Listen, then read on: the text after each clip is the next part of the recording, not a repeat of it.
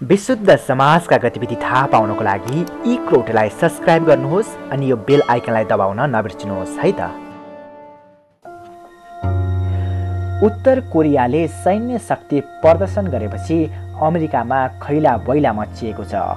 अमेरिकी सुरक्षाविदहरूले उत्तर कोरियाको धम्कीलाई गम्भीरताका साथ लिन आग्रह गरेका छन्।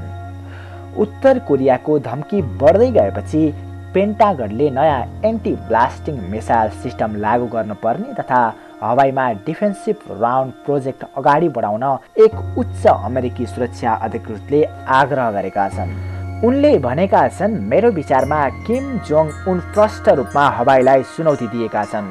हवाईमा इन्टरसेप्टर राख्ने बेला भएको छ, सोझै रूपमा प्रतिरक्षा गर्ने बेला आएको छ। यसका लागि हामीले डिफेन्सिभ हवाई राउन्डहरू हेरिरहेका छौँ। क्यालिफोर्नियामा रहेको भ्यान्डेनबर्ग एयरफोर्स बेसमा एन्ट्री मिसाइल इन्टरसेप्टर रहेको छ। किमले गरेको ठुलो सैनिक प्रदर्शनले पनि अमेरिकालाई थप तनाव दिएको हो। उत्तर कोरियाको चुनौती बढ्दै गएपछि अमेरिकी राष्ट्रपति डोनाल्ड ट्रम्पले एउटा शक्तिशाली पनडुब्बी दक्षिण कोरियामा समेत पठाएका थिए। उत्तर कोरियाले अमेरिकालाई जस्तो सुकै चुनौतीको प्रतिक्रिया दिन आफूहरू तयार रहेको बताउँदै आइरहेको छ।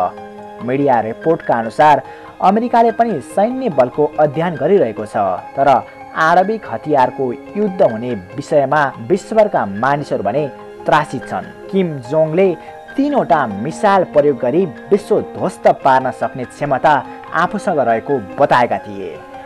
मिडिया रिपोर्टका अनुसार अमेरिकाले अनआर्म अन्तर्गत महादेशीय ब्यालिस्टिक मिसाइल परीक्षण गरेको छ। यसको क्षमता 5500 किलोमिटर परसम्म मार हान्न सक्ने रहेको छ। 14500 MPS को गति रहे तापनि उत्तर कोरिया अमेरिकादेखि 8000 किलोमिटर पर रहेको छ। कोरियामा तैनाथ अमेरिकी नौसेनाको इकाइ युएस नभल फोर्स कोरिया तर्फबाट गरिएको बयानमा अमेरिकी पनडुब्बी दक्षिण कोरिया पुर्याउने नियमित सैनिक गतिविधिको भाग भएको बताएका छन्। तर यो उपस्थितिले प्याङयाङलाई भने कडा सन्देश दिएको थियो। यो महिना अमेरिकी राष्ट्रपति डोनाल्ड ट्रम्पले भनेका थिए कि अमेरिकी कोरियाली प्रायद्वीपमा जहाजी सैन्य बल पठाउने छन्, जसमा पनडुब्बिया पनि सामेल हुनेछ।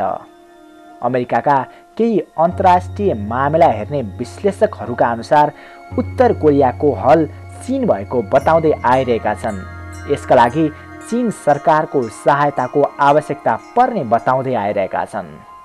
ट्रम्प प्रशासनले चिनिया राष्ट्रपतिसँग फोन वार्ता गरेपछि उत्तर कोरियालाई लिएर कतै ठुलो निर्णय गर्ने त होइन भन्ने अनुमान हाल विश्वभरि चलिरहेको छ।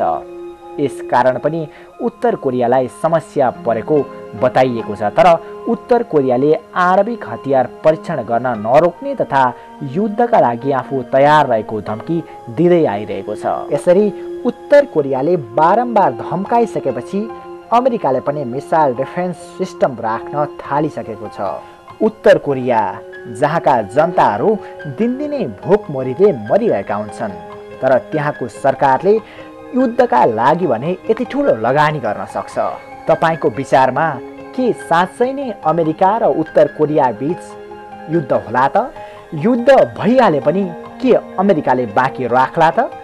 तपाईलाई के लाग्छ? आफ्ना अमूल्य विचार कमेन्ट बक्समा कमेन्ट गर्न नबिर्सनुहोला। साथसाथै विशुद्ध समाजका गतिविधिहरूलाई सञ्चारको माध्यमबाट दुनियाँको कानसम्म पुर्याउने यी क्रोटलाई सब्स्क्राइब गर्न नबिर्सनुहोला। हामी दिनदिनै नयाँ खबर लिएर आउने गर्दछौँ।